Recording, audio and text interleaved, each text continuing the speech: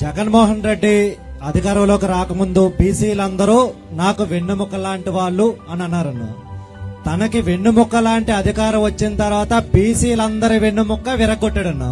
కనీసం బీసీ ఆంధ్రప్రదేశ్ లో గల బీసీలందరినీ ఆర్థికంగా మానసికంగా ఇబ్బంది పెట్టి కేసులు పాలు చేసి యువతకు ఉద్యోగాలు లేకుండా నానా ఇబ్బందులు పెట్టి కంప్లీట్ గా ఆంధ్రప్రదేశ్ లో బీసీ అనేవాడు ఎవడు లేకుండా ఉండాలన్నదే తను ఒక సంకల్పంగా పెట్టుకొని ఈ రోజు ఆంధ్రప్రదేశ్ లో బీసీ అనేవాడు చంద్రబాబు నాయుడు గురించి కానీ ఇతర పార్టీల గురించి కానీ ఎవరి గురించి కూడా మాట్లాడకూడదు అనే విధంగా తను ఒక నిరంకుశ పరిపాలన చేయాలనే ఉద్దేశంతో బీసీలందరినీ కూడా ఇబ్బంది పెడుతున్నాడన్న. ఎన్నో కేసులు అయినా సరే అన్ని కేసులకి తట్టుకొని ఈ రోజు తెలుగుదేశం పార్టీలో బీసీలందరూ కూడా తెలుగుదేశం పార్టీకి వెన్ను మొక్కలా నిలబడ్డారన్న. ఈ బీసీలందరికీ అండగా మీరేం చేయాలనుకుంటున్నారన్న? బీసీ సోదర రక్షణ కోసం ఒక ప్రత్యేక రక్షణ చట్టం మేము తీసుకొస్తాం.